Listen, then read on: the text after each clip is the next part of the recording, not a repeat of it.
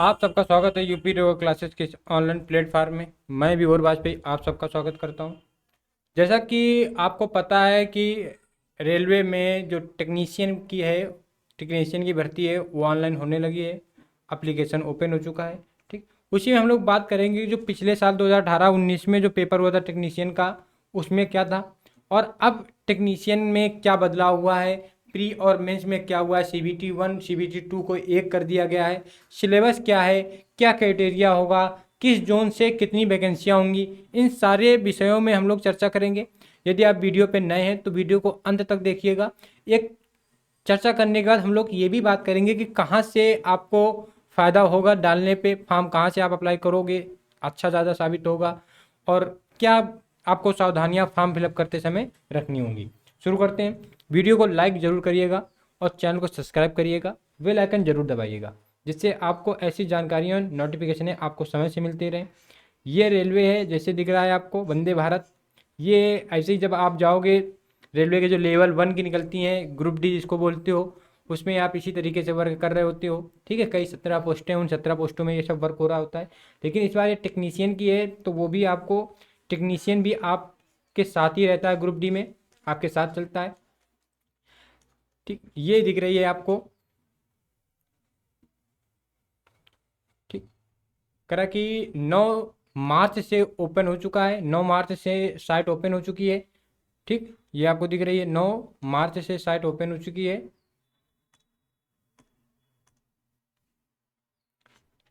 दूसरी बात, और ये चलनी कब तक है, तो 8 अप्रैल तक चलनी है। 8 अप्रैल तक चलनी है। फीस वगैरह आप कब तक कर दोगे, तो फीस वगैरह आप 9 अप्रैल तक कर दोगे। ठीक, करा कि हाँ, 9 अप्रैल तक to 18 April account from chosen RRB can not be modified. ठीक, कोई दिक्कत नहीं, फीस का इशू है। चलो आगे हम लोग बात करेंगे कि देखो, जो इसमें फिजिक्स केमिस्ट्री मैथ वाले हैं उनके लिए टेक्नीशियन की है, ग्रेड 1 की है। ग्रेड 1 लेवल 5 की केवल है। बाकी जो वैकेंसियाँ हैं वो सब में कहीं पे आईटीआई, कहीं पे बीटेक, कहीं पे एमटेक, कहीं पे ऐसे मतलब ट्रेडिशनल कोर्स मांगे हैं उसने। ठीक, हम लोग बात करेंगे कि जैसा आप देख रहे हो कि पूरी वैकेंसी हैं कितनी, तो पूरी वैकेंसी है 9144। दोस्तों, 9144 में कंपटीशन है, ऑल इंडिया वैकेंसी होती है। फॉर्म में मज़ा आ जाता है। ये सारी चीज़ें इंग्लिश में हैं, यहाँ से अपने को कोई मतलब नहीं है। आपको ये जो नोटिफिकेशन है यूपी रेगुलर क्लासेस के टेलीग्राम में मिल जाएगी। हम लोग पहले बात करेंगे कि जो पेपर का मॉडल है वो किस टाइप का पेपर का मॉडल होगा। ठीक, देखोगे आप। शुरू करते हैं हम लोग। यहाँ पे आप देखोगे स्क्रीन पे कि जो सीबीटी अब 1 होगा। पहले क्या होता था, सीबीटी 1 सीबीटी 2 दो पेपर होते थे। अब क्या हो रहा है कि पेपर एक होगा। अब उसमें आप देखोगे, पहले इसकी बात करेंगे, इसके बाद आगे की बात करेंगे हम लोग कि पहले तो पेपर ही है ना, मोस्ट इम्पॉर्टेंट पेपर है इसका, very very very most important है। फिर हम लोग बात करेंगे किस जोन में कितनी वैकेंसी है और वहाँ पे क्या रखना होगा। फिर हम बात करेंगे कि जो मेडिकल स्टैंडर्ड है वो क्या होना चाहिए, और जो सिलेक्शन प्रोसेस की कई सारी विभिन्न बातें होंगी उनमें सब में चर्चा करेंगे। देखो, जनरल अवेयरेंस 10 नंबर की है। ठीक, रीजनिंग जिसको बोलते हो वो 15 क्वेश्चन है, 15 नंबर के एक क्वेश्चन 1 नंबर का। बेसिक कंप्यूटर यहाँ पे देखो 20 नंबर का है कंप्यूटर, 20 नंबर का कंप्यूटर है। मैथमेटिक्स 20 नंबर की, और basic science and engineering 35 number की। बेसिक साइंस का मतलब यहाँ पे फिजिक्स का रोल ज़्यादा रहेगा, फिजिक्स का रोल अच्छा खासा रहता है। इसका जो इंजीनियरिंग की ड्राइंग करके एक आती है, ड्राइंग करके, उसमें भी हम लोग बात करेंगे कि आपको वो कहाँ से तैयार करनी होगी, कौन सी बुक आपको प्रेफर करनी होगी। इसके बाद हालांकि इतने ज़्यादा टेक्नीशियन ने इतने ज़्यादा तो वैकेंसी कराई नहीं है कि आप प्रीवियस ईयर पेपर कर डालोगे। यानी एक सीमित वैकेंसियाँ हैं इसकी। सीमित वैकेंसियाँ हैं तो फिर सीमित सोर्स ही होंगे, सीमित सोर्स होंगे। आपको इंजीनियरिंग के लिए बेहतर बुक बताएंगे, कौन सी बुक है।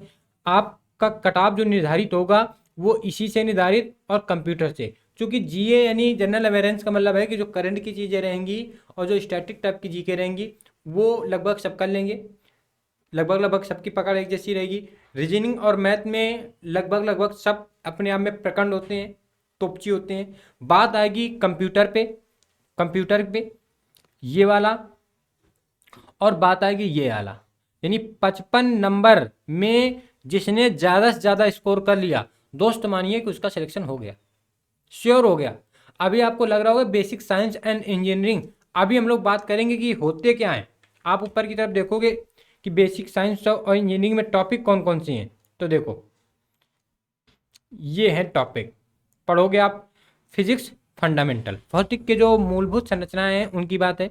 यूनिट आप मेजरमेंट, मास, वेट, डेंसिटी यानी घनत्व की बात कर रहा है, work, power, energy, speed and velocity, heat, temperature, electricity and magnetism, electric charge, field and intensity, electric potential and potential difference. यहाँ से आपके लिए शब्दावली विपरीत होना शुरू हो गई। अभी तक आपने कंपटीशन में पर्सनल की रेलवे की भी तैयारी की होगी तो भी आपने इन टॉपिकों को नहीं पढ़ा है। और यहाँ से लेकर जैसे ओम का नियम ये ठीक है, प्रतिरोध रेसिस्टेंस ये ठीक है। और अगर हम लोग आ जाएं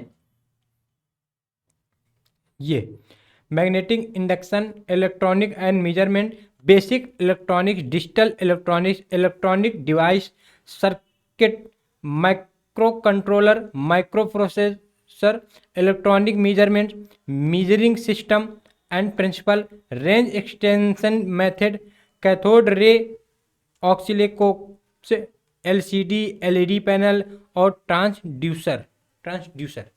ये टॉपिक ऐसे हैं जो आपको, आपका जो टॉपिक है बेसिक साइंस एंड इंजीनियरिंग, तो ये इंजीनियरिंग के यानी आपको बेहतर फिजिक्स करनी होगी। और फिजिक्स के साथ आपको बेहतर का मतलब कि बेहतर का मतलब कि जो इंटर में कभी आपने फिजिक्स पढ़ी होगी उस लेवल की फिजिक्स। और इसके बाद इंजीनियरिंग जिसको ड्राइंग बोल देते हैं, तो वो उससे क्वेश्चन आएंगे जो कि एलसीडी एलईडी वाले हैं मामले, जो पैनल का मामला करके आया है, ये वहाँ से बनता है जाके क्वेश्चन। ठीक, तो यहाँ पे आपको पकड़ कराई जाएगी। बेहतर बुक अभी बताएंगे कौन सी बुक आपको सजेस्ट की जाएगी। दूसरी बात है जैसे मैथमेटिक्स के, तो मैथमेटिक्स को आप टॉपिक देख सकते हो। नंबर सिस्टम, आप यदि रेलवे की तैयारी कर रहे हो दोस्त, तो आपको ये टॉपिक नोट करने होंगे। आप इनका स्क्रीनशॉट ले सकते हो, आप पेज पे इनको नोट करोगे। आपको रेलवे टेक्नीशियन के जो सिलेबस हो मौखिक पता होना चाहिए। नंबर सिस्टम, रेशनल एरर यानी ये मिस रेशियो वाला है, अनुपात समानुपात, बॉडमास नियम, quadric equation, arithmetic, progression, similar triangle, Pythagoras theorem, coordinate geometry यानी एडवांस भी अच्छी आती है। और यहाँ पे पूरी की पूरी एडवांस रखी है, पूरी की पूरी। शुरू के टॉपिक तो आपके हैं, शुरू के टॉपिक आपके अर्थमेटिक के हैं, कहाँ तक हैं, बॉडमास रूल तक, यानी 1 2 3 यानी नंबर सिस्टम पहला टॉपिक ये हो गया, दूसरा अनुपात समानुपात और तीसरा बॉडमास नियम। इन 3 टॉपिकों के अलावा आप देखोगे थोड़ा सा अर्थमेटिक, प्रोग्रेशन, ठीक है ये हो गया। बाकी के बाकी आप देखोगे सारे के सारे टॉपिक लगभग, हम भी देख रहे हैं आप भी देखोगे, लगभग अगर इसकी देखें, universal set, Venn diagram, union intersection, set difference sheets, यानी सारा का सारा जो टॉपिक है वो एडवांस का है। यानी अब आपकी अर्थमेटिक अच्छी होगी, लेकिन अब आपको दोस्त एडवांस करनी होगी अच्छी, क्योंकि यहाँ पे मामला गड़बड़ होगा। बात करें कंप्यूटर के कौन कौन से टॉपिक हैं, तो देख सकते हो architecture of computer, input output device, storage device, networking, operating system like Windows, unique, Linux, MS office, various data representation, internet and email, website and web browser, computer virus, जैसे कई टॉपिक हैं जो आपको 20 नंबर 20 क्वेश्चन पूछे जाने हैं, इन टॉपिकों से पूछे। अब यहाँ पे बात करें हम लोग general reasoning, intelligent and reasoning की देखें, तो देखो analogy, alphabetical and number series, coding decoding, लगभग की रीजनिंग जो आप पढ़ते हो वही रीजनिंग है। देखो mathematical operation, relationship, syllogism, jumbling Venn, diagram, data interpretation, DI जिसको बोलते हो, एंड सफिशिएंसी, कंक्लूजन, कथन निष्कर्ष की बात कर रहा है, डिसीजन मेकिंग की बात कर रहा है। बहुत कठिन होता है कथन निष्कर्ष, डिसीजन मेकिंग, पूर्ण धारणाएं, कार्यवाहियां, बड़ी कठिन टॉपिक आ जाती हैं। कितना भी आप अच्छा सोच लोगे, कितना भी अच्छा सोच लोगे, आपका एग्जाम में गलत हो ही जाता है। बहुत बेहतर जिसका आईक्यू होगा उसका सही जाता है। इसकी पकड़ बेहतर करनी होगी, प्रीवियस ईयर क्वेश्चनों को खूब अच्छे से करना होगा। ठीक, classification, direction, statement, argument and assumptions, ये टॉपिक है। अगर हम बात करेंगे जनरल अवेयरनेस की 10 नंबर की है, तो देखो knowledge of current affair most important, Indian geography, culture and history of India, India का हिस्ट्री इंक्लूडिंग फ्रीडम स्ट्रगल यानी 1857 के बाद का यानी आधुनिक Bharat, Indian polity, constitution, Indian economics में करंट की शब्दावलियां याद रखना है, बाकी पंचवर्षीय योजनाओं से पूछता है। Environmental issue concerning India, the world sport, general scientific and technological development, ये आपके टॉपिक हैं किसके, जनरल इंटेल अवेयरेंस के। यानी आपको हमने पूरा का पूरा टॉपिक एक्सप्लेन कर दिया, सिलेबस बता दिया। अब हम लोग चलेंगे कि रिक्वायरमेंट प्रोसेस क्या है। तो देखो पहला क्या है कि the requirement process shall comprise of the following stage, यानी इस आधार पे किया जाएगा। पहला क्या होगा, सीबीटी यानी कंप्यूटर बेस्ड टेस्ट, यानी आपका पेपर होगा। पहले क्या होगा, रिटेन हो गया। इसके बाद आपका डीवी होगा, रिटेन आप क्वालिफाई कर जाओगे तो देन आपका क्या होगा, डीवी होगा, डॉक्यूमेंट वेरिफिकेशन। इसके बाद क्या होगा, मेडिकल होगा, और फिर इसके बाद फाइनल कटऑफ बनेगी। फाइनल कटऑफ क्या, आपकी ज्वाइनिंग इशू की जाएगी। ठीक, तो यानी अब सबसे बढ़िया कि इससे पहले पेपर 2 होते थे, लेकिन दोस्त अब पेपर हो रहा है एक। इसी एक जब प्री और मेंस होता है तो कहीं ना कहीं प्री में कटऑफ कैसी भी जाए कैंडिडेट कम हो जाते हैं, लेकिन अब सारे के सारे कैंडिडेट बैठेंगे, प्री में बैठेंगे। और रेलवे का फॉर्म है, आपको भी पता होगा कि नीचे 50-60 लाख के 70 लाख के फॉर्म पढ़ने से रहा। आप ये ना सोचना कि उसमें पेपर देने जाएंगे 30 लाख जाएंगे, 40 लाख जाएंगे, क्योंकि यूपी में कांस्टेबल में 48 लाख 50 लाख फॉर्म पड़ा है, 50 लाख। तो ये सारा का सारा कैंडिडेट तो उसमें देगा ना, यानी 50 लाख ये, और अदर स्टेट यानी करोड़ से ऊपर इसमें फॉर्म पड़ने वाला है टेक्नीशियन में। बहुत कठिन बनेगा यदि आप लापरवाही करोगे, बहुत कठिन जाएगा। और मेन मामला पड़ेगा जीएस का जाके। अभी आपको लग रहा है जीएस में जो कंप्यूटर की बात करें, जनरल अवेयरेंस की बात करें, यहाँ से आपके बेहतर साइंस की बात करें, यहाँ से बेहतर स्कोर मिलेगा। आगे बात करें, ये हो गया ठीक। अब हम लोग बात करेंगे कि जो और प्रोसेस है इसमें एज का क्या मामला है, एज कैसी क्या रहेगी, उसमें हम लोग बात करेंगे। और आपको आराम से वीडियो देखना है, ज़्यादा परेशान नहीं होना, डरा नहीं रहे हैं। जो आप सोच रहे हो कि डरा नहीं रहे हैं, लेकिन आपको आगाज़ कर रहे हैं कि हल्के में ना लेना। बेरोजगारी इतनी है कि एक से एक लड़का लगा पड़ा है तैयारी करने में। ठीक, यहाँ पे आप देख सकते हो कि कह रहा कि for all candidate except category mention below at serial number 2 out of fees 500 and amount R S 400 shall be refund duly due. हाँ, आपकी जो फीस है वो 500 पहले पड़ेगी, और यदि आप एग्ज़ाम में अपीयर रहोगे, एग्ज़ाम दोगे, तो आपके 400 वापस हो जाएंगे। अर्थात आप जो बैंक डिटेल दोगे ये बहुत सावधानीपूर्वक अपनी ही देना, बहुत आपको सावधानीपूर्वक देना है, अपनी ही देना है। तो आप अपेयरिंग हो गए। दूसरी बात, जो ईबीसी बनता है, ईबीसी और ओबीसी या ईडब्ल्यूएस कैंडिडेट जो रहेंगे, एससी एसटी, इनके अलावा उनकी पड़ेगी 250। उनकी क्या पड़ेगी, 250। तो आप याद रखो इन 250 वालों की फीस रिफंड, इनकी भी रिफंड होनी है। 500 दें या 250 दें, इनकी भी रिफंड होनी है सबकी, लेकिन रिफंड उसी की होगी जो एग्जाम में उपस्थित रहेगा। ऐसा नहीं कि आपने पेपर ना दिया आप सोचोगे आपकी फीस आ जाएगी, आपकी फीस ना आएगी। आप एग्जाम दोगे, आप पास हो रहे नहीं पास हो रहे उसकी कोई दिक्कत नहीं, लेकिन आपकी फीस वापस आ जाएगी। ठीक, अब यहाँ पे बात हो गई। ठीक, बाकी ये उसी का मामला है, तो उसमें हमने चर्चा कर दी है, इंग्लिश में लिखा है, कोई आपको ज़्यादा परेशान होने की आवश्यकता नहीं है। अब आप यहाँ पे देखोगे जो एज लिमिट का मामला है वो 18 से 36 साल, और ईडब्ल्यूएस और जनरल के लिए, ओबीसी के लिए, नॉन क्रीमी लेयर के लिए 2 से, मतलब जो एक काउंटिंग की बात कर रहा है, देखो 18 से 36 इसमें है, और 18 से 33 दूसरे वाले में, यानी ग्रेड 5 वाले में 18 से 36 है, उसके नीचे वाले में 18 से 33 साल है। एज काउंटिंग यानी इसके मिडिल आप होने चाहिए, यानी एज की काउंटिंग ये, इससे आप ज़्यादा ना हो, पीछे ना हो, यानी 1988 से पहले ना जन्मे हो। इनके लिए 1985 से आप पहले न जन्मे हो, और इनके लिए SC ST के लिए 1983 से पहले न जन्मे हो।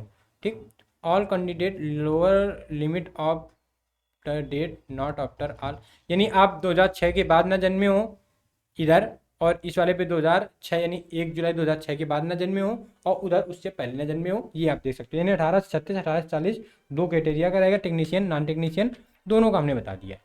अब हम लोग बात करेंगे कि जैसे कि यहाँ पे आप देख सकते हो ये कैटेगरी है उनके लिए 5 साल, सबको पता होगा कि SC ST है OBC है उनके लिए क्या कैसा रहता है, तो वहाँ हम चर्चा ना करेंगे। हम आप बात करेंगे कि जो मेडिकल स्टैंडर्ड रहने वाला है आपका वो क्या रहेगा। चलते हैं हम लोग। देखोगे आप, कह रहा है prescribe age in normal cases, यानी 18 से 23 है। दिस सेंटर नंबर 1/7/2024 तो 18 से 36 है। ठीक है, ये आप कोई दिक्कत नहीं है, ये है टेक्नीशियन के लिए है। फिर 18 से 30 है, 18 से 33 है, कोई दिक्कत नहीं, छोड़ दो। अब आ जाओ। ये आप देखोगे, यदि आप मेडिकल स्टैंडर्ड यदि आपका A3 है, A3 का मतलब फिजिकली ऑल फिट आप होने चाहिए जनरल फिटनेस में। और अब होना क्या चाहिए कि 6/9 6/9 आप चश्मा लगा रहे हो या बिना चश्मा के हो। यदि आप चश्मा लगा रहे हो तो 2 डायोप्टर से अधिक ना होना चाहिए, और नियर विजन 0.6 होना चाहिए। नियर विजन ग्लास या बिना ग्लास के 0.6 होना चाहिए। आप पे colour vision, binocular vision, night vision and mesopic vision ये सब ना होने चाहिए। अब जब B1 मेडिकल है तो B1 मेडिकल में ये वाले फिट माने जाएंगे 6/9 6/12, और इसमें 4 डायोप्टर से ऊपर ना होना चाहिए चश्मा। ठीक है, बाकी सारी चीज़ें ये होनी चाहिए।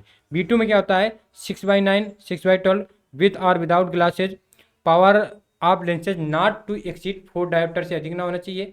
ठीक, इसमें उसमें अंतर क्या होता है तो देख सकते हो कि जो नियर विजन है must pass test of binocular vision. Binocular vision में आप केवल पास हो जाओ, बाकी आपके जैसे कलर विजन है नाइट विजन है ये हो तो कोई दिक्कत नहीं, लेकिन बाइनोकुलर विजन में आप पास हो जाओ तो आपको B2 मिल जाएगा। लेकिन यदि आप बाइनोकुलर विजन पे भी आप फेल हो गए तो फिर आपको B2 ना मिलेगा, आप इससे भी नीचे C1 में चले जाओगे। ठीक, आगे बात करें हम लोग तो मेडिकल स्टैंडर्ड समझ गए, इसकी व्याख्या हम लोग एक दिन विस्तार से करेंगे, आगे बात करेंगे हम लोग।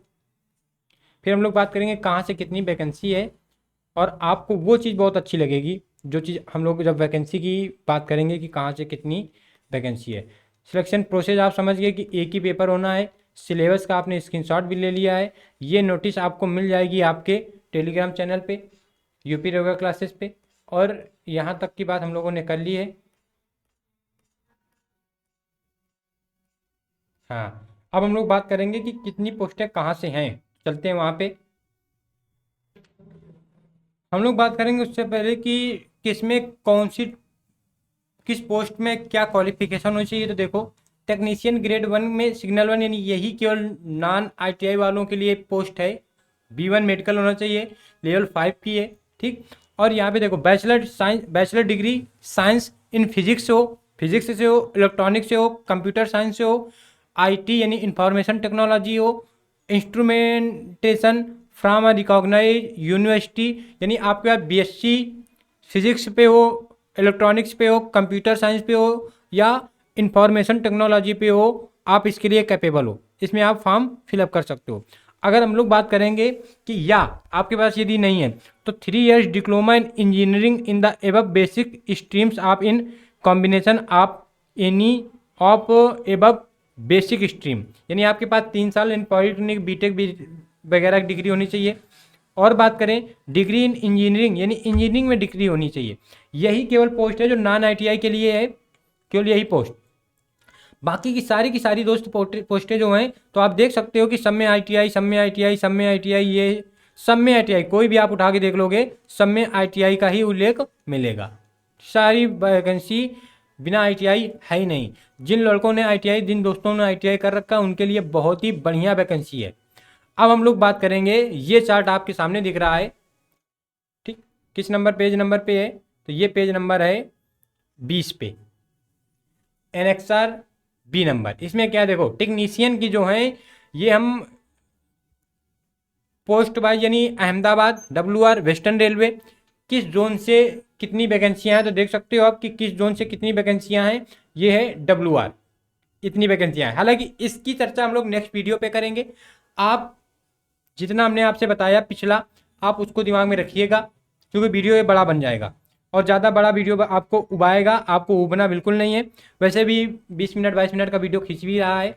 हम लोग बात करेंगे जो वैकेंसी कहाँ से कितनी है इसके बारे में नेक्स्ट वीडियो पे बात करेंगे। यहाँ तक आप इतनी बात समझ गए कि सीबीटी एक ही केवल होना है, प्री मेंस का कोई लॉजिक नहीं, उसमें क्या कितना आना है, कौन कौन से टॉपिक आने हैं, सबकी हमने चर्चा की है। आपकी एज की बात की है, आपके मतलब की नहीं, आप 9ITI हो, आप सिंपल ग्रेजुएट हो, तो आपके लिए केवल केवल एक ही वैकेंसी है और उस वैकेंसी में कहाँ से कितनी पोस्टें हैं ओवरऑल हम लोग जोड़ेंगे, उसको निकालेंगे कि आपके लिए उस जोन में कितनी वैकेंसियाँ हैं और सबसे ज़्यादा वैकेंसी कहाँ से है, आपको कहाँ से सबसे अच्छा रहेगा, पिछले साल की कट ऑफ क्या रही थी, इस साल की क्या उम्मीद रहेगी, इन सब के विषय में बात करेंगे। तब तक आप बाकी चीज़ें समझ सकते हो, आप अपनी स्ट्रेटजी बना सकते हो। मिलते हैं नेक्स्ट वीडियो पे, तब तक के लिए दोस्त नमस्कार। यदि आप चैनल पे नए थे तो वीडियो को लाइक करिएगा, चैनल को सब्सक्राइब करिएगा और हाँ बेल आइकन जरूर ऑन करिएगा, जिससे हमारी जो नोटिफिकेशन है, ऐसी जानकारियाँ हैं आप तक बड़ी शीघ्रता से पहुँचे। मिलते हैं नेक्स्ट वीडियो पे, तब तक के लिए जय हिंद जय भारत।